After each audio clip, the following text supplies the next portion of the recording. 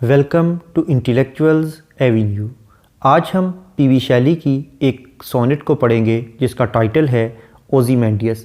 ओज़ीमैंडियस एक बादशाह का नाम है जिसके मरने के बाद किसी मुजस्समा साज ने उसका एक मुजस्समा तैयार किया।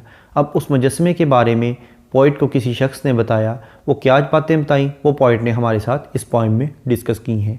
पोइट कहता है, आई मेट अ ट्रैवलर, मेरी मुलाकात एक मुसाफिर से हुई, फ्रॉम एन एंटीक लैंड, जिसका ताल्लुक़ किसी कदीम ख़ित्ते से था। मेरी मुलाकात कदीम ख़ित्ते के एक मुसाफिर से हुई, हु सेड, जिसने मुझे बताया। अब पोइम का अगला पोर्शन जो है वो उन तमाम बातों पर मुश्तमिल है जो कि पोइट को उस ट्रैवलर ने यानी उस मुसाफिर ने बताई।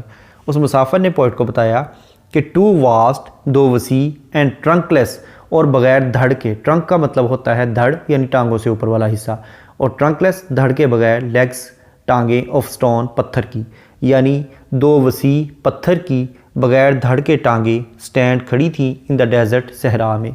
सहरा के दरमियान में धड़ से महरूम दो पत्थर की वसी टांगें खड़ी थीं। नियर दैम, उन टांगों के नज़दीक। दैम का मतलब है यानी लेग्स, वो टांगें। नियर दैम, उन टांगों के नज़दीक। ऑन द सैंड, रेत पर। हाफ संक, आधा डूबा हुआ। अ शैटर्ड, एक बिखरा हुआ। विजेज, चेहरा। लाइज, पड़ा था, यानी उन टांगों के पास ही उसी बादशाह के मुजस्समे का सर जो था वो गिरकर ज़मीन पर पड़ा हुआ था और वो बिखरा हुआ था। हुज़ फ्राउन, जिसके माथे के तेवर या उसके माथे के बल। एंड रिंकल्ड लिप, और उसके झुर्रियों वाले जो होंठ थे। एंड स्नीयर, और गुस्से के तासरात जो थे। ऑफ कोल्ड कमांड, वो सर्द मोहरी वाला हुक्म जारी कर रहे थे। कोल्ड यानी सर्द मोहरी से भरपूर या खुद गर्जाना, जज्बात से आरी। कमांड यानी हुक्म देना, यानी उसके चेहरे पर अभी तक जो तासुरात थे उनसे यूँ महसूस हो रहा था कि वो अभी भी गुस्से के आलम में कोई खुद गर्जाना, कोई सर्द मोहरी से भरपूर हुक्मनामा जारी कर रहा है, क्योंकि उसके माथे पर अभी भी बल थे, उसके माथे पर शिकन थे, और उसके जो होंठ थे वो भी बहुत ज़्यादा झुर्रियों वाले थे, यानी वो कुछ कहना चाह रहा था और उसके चेहरे पर गुस्से के तासुरात थे। इससे महसूस होता था कि वो कोई हुक्मनामा जारी कर रहा है जो कि मुकम्मल तौर पर खुद गर्जी पर मबनी है। टेल दैट, और इस चीज़ से साबित हो रहा था, ये तमाम चीज़ें बता रही थीं इट्स स्कल्प्टर, कि इसका जो मुजस्समा साज है, इसे जो बनाने वाला है, वेल, उसने अच्छे तरह से दोज पैशंस, उन जज्बात को रेड पढ़ा है। यानी उस मुजस्समे की हालत को देखकर, उसके चेहरे की हालत को देखकर यूँ महसूस हो रहा था कि इस मुजस्समे को जिस मुजस्समा साज ने तख्लीक किया है, जिसने इसे बनाया है, उसने इस बादशाह के जज्बात को खूब अच्छी तरह से पढ़ा है, इन जज्बात का अच्छी तरह से मुताला किया है। विच येट सर्वाइव, जो कि अभी तक बाकी थे, यानी जो अभी तक उसके चेहरे पर मौजूद थे। स्टैम्प्ड, वो कंधा किए हुए थे। ऑन दीज लाइफलेस थिंग्स, इन ज़िंदगी से महरूम चीज़ों पर, यानी उस बादशाह का जो चेहरा था, उस मुजस्समे का जो चेहरा था, अब वो ज़िंदगी से मुकम्मल तौर पर महरूम था।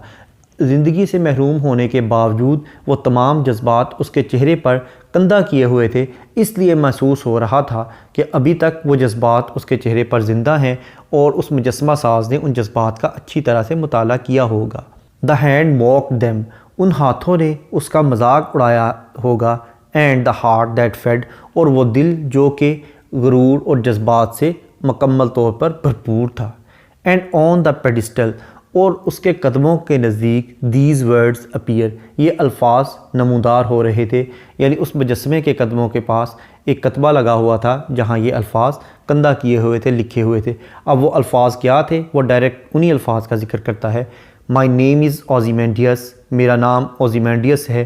किंग ऑफ किंग्स, और मैं बादशाहों का बादशाह हूँ। लुक ऑन माई वर्क्स, मेरे कारनामों की जानिब देखो। ये माइटी, ए अजीम लोगो। एंड डेस्पेयर, और मायूस हो जाओ।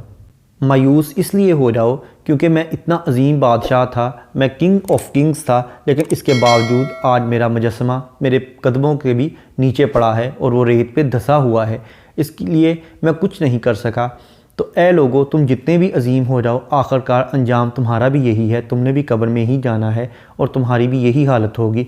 इसलिए तुम जितने मर्ज़ी अजीम कारनामे सर अंजाम दे दो, तुम्हारा इख्तिताम यही है। इसलिए तुम इस सोच को मद्देनज़र रखते हुए मायूस हो जाओ।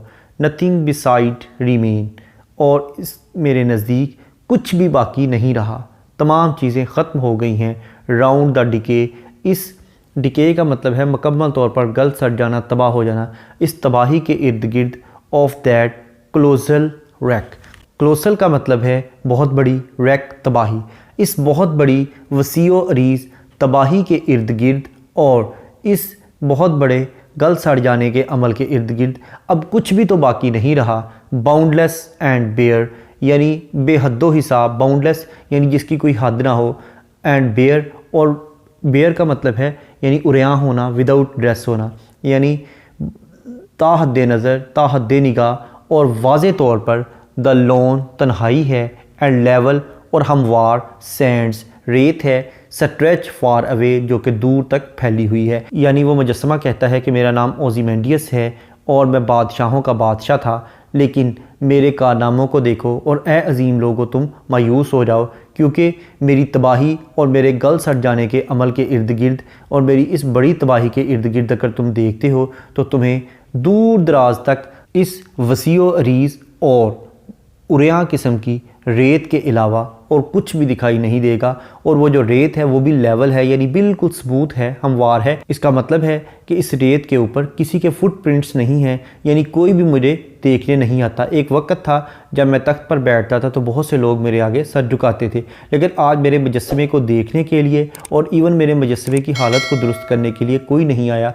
इसलिए ये जो रेत है ये बिल्कुल लेवल है, स्मूथ है, इसके ऊपर किसी के फुटप्रिंट्स मौजूद नहीं है। इस पोइम का इंट्रोडक्शन, ग्लॉसरी, ट्रांसलेशन और एक्सप्लेनेशन को देखने के बाद अब हम आते हैं इस पोइम में यूज़ होने वाली फिगर्स ऑफ स्पीच या लिटरेरी डिवाइसेस की जानिब। सबसे पहले हम देखेंगे एलिट्रेशन। एलिट्रेशन का मतलब है बिगनिंग ऑफ टू और more than two words in the same line with the same letter और साउंड, यानी एक ही लाइन में दो या दो से ज़्यादा अल्फाज का एक ही हरफ या एक ही आवाज़ से शुरू होना। जैसा कि लाइन नंबर 2 में सेड और स्टोन, ये दोनों वर्ड्स एस लेटर से स्टार्ट हो रहे हैं। उसके बाद लाइन नंबर 2 में again to trunkless, line number 3 में स्टैंड सैंड, लाइन नंबर 5 में कोल्ड कमांड, लाइन नंबर 6 में दैट दोज, लाइन नंबर 7 में सर्वाइव स्टैम्प्ड, लाइन नंबर 8 में दा दैट दैम, लाइन नंबर 11 में माई माइटी, लाइन नंबर 12 में remains round, line number 13 में boundless bear, line number 14 में lawn level, line number 14 में lawn level, line number 14 में again Sands stretch. Next है consonants. Consonants का मतलब है use of same consonant letters in the two neighbouring words, यानी दो अल्फाज में एक ही कॉन्सोनेंट लेटर का इस्तेमाल करना। जैसा कि लाइन नंबर 2 में सेड और एंड, इन दोनों के एंड पर डी लेटर यूज़ हुआ है जो कि एक कॉन्सोनेंट है। उसके बाद लाइन नंबर 3 में स्टैंड सैंड, लाइन नंबर 5 में wrinkled and cold command, line number 6 में टेल वेल, लाइन नंबर 8 में hand mocked and fade, line number 8 में again that heart, line number 11 में माई माइटी। नेक्स्ट है एसोनेंस। एसोनेंस का मतलब है use of vowel letter in the two neighbouring words, यानी दो अल्फाज में एक ही वावल लेटर का इस्तेमाल करना। जैसा कि लाइन नंबर 1 में एन, एंटीक और लैंड, इन तीनों वर्ड्स में ए लेटर यूज़ हुआ है जो कि एक वावल है। उसके बाद लाइन नंबर 2 में हु टू, लाइन नंबर 2 में again of stone, line number 3 में स्टैंड सैंड, लाइन नंबर 3 में again desert them, line number 6 में टेल वेल, लाइन नंबर 7 में विच थिंग्स, लाइन नंबर 8 में हैंड दैट, लाइन नंबर 8 में again them fade, line number 9 में and appear, line number 13 में of colossal. Next है irony. Irony का मतलब है तंज, यानी पोइट ये बताना चाहता है कि वो ओज़ीमेंडियस जो कि एक वक्त में किंग ऑफ किंग्स था, उसका जो मुजस्समा है वो इस कदर खस्ता हाल है कि उसका चेहरा जो है वो उसकी टांगों से भी नीचे गिरा हुआ है और उसके कदमों के नीचे पड़ा है, लेकिन उसके तासरात अभी भी अगरचे वही हैं, लेकिन अब वो बेबस है, कुछ नहीं कर सकता। और वो जो रेत है जिस पर वो पड़ा है वो बिल्कुल लेवल है, यानी उसका मुजस्समा दुरुस्त करने के लिए भी कोई नहीं आया। नेक्स्ट है एंजाममेंट। एंजाममेंट का मतलब है कि अगर किसी लाइन को पढ़ने के बाद उसकी प्रॉपर अंडरस्टैंडिंग डेवलप ना हो बल्कि उसके लिए नेक्स्ट लाइन की ज़रूरत हो तो ऐसी लाइन को रन ऑन लाइन कहते हैं और इस टेक्निक को एंजाममेंट कहते हैं। इसके बरक्स अगर किसी लाइन को पढ़ने के बाद उसकी प्रॉपर अंडरस्टैंडिंग डेवलप हो जाए तो ऐसी लाइन को एंड स्टॉप लाइन कहते हैं। अब हम आते हैं वापस एंजाममेंट की जानिब। इस पॉइंट की लाइन नंबर 2 एक रन ऑन लाइन है जिसमें वो कहता है हु सेड, यानी उस मुसाफिर ने कहा two vast and trunkless legs of stone, के पत्थर की दो बगैर धड़ के वसी टांगे। अब उनको क्या था, नेक्स्ट लाइन यानी लाइन नंबर 3 में कहता है स्टैंड इन द डेजर्ट, वो सहरा में खड़ी थी। नेक्स्ट है पर्सोनिफिकेशन। पर्सोनिफिकेशन का मतलब है to give human traits to the non living things, यानी इंसानी खसूसियात बेजान चीज़ों को दे देना। जैसा कि लाइन नंबर 5 में वो कहता है and wrinkle lip and sneer of cold command, यानी उसके जो झुर्रियों वाले होंठ थे और उसके जो गुस्से वाले तासुरात थे वो सर्द मोहरी से भरपूर अहकामात जारी कर रहे थे। यानी एक मुजस्मा जो है वो अहकामात जारी कर रहा है जो कि बेजान है, तो इस तरह से ये पर्सोनिफिकेशन है। इसके बाद हम देखते हैं इस पोइम की राइम स्कीम। इस पोइम की राइम स्कीम है A B A, C E D E F, यानी इस पोइम की फर्स्ट, थर्ड और फिफ्थ लाइंस आपस में राइम्ड हैं। यानी फर्स्ट लाइन का लास्ट वर्ड है लैंड, थर्ड लाइन का लास्ट वर्ड है सैंड, फिफ्थ लाइन का लास्ट वर्ड है कमांड। उसके बाद इस पोइम की सेकंड और फोर्थ लाइंस आपस में राइम्ड हैं। जैसा कि सेकंड लाइन का लास्ट वर्ड है स्टोन और फोर्थ लाइन का लास्ट वर्ड है फ्राउन। उसके बाद इसी पोइम की सिक्स्थ और एट्थ लाइंस आपस में राइम्ड हैं। जैसा कि सिक्स्थ लाइन का लास्ट वर्ड है रेड और एट्थ लाइन का लास्ट वर्ड है फेड। उसके बाद सेवन्थ और टेंथ लाइंस आपस में राइम्ड हैं। जैसा कि सेवन्थ लाइन का लास्ट वर्ड है थिंग्स और टेंथ लाइन का लास्ट वर्ड है किंग्स। उसके बाद नाइन्थ, 11th और 13th लाइंस आपस में राइम्ड हैं।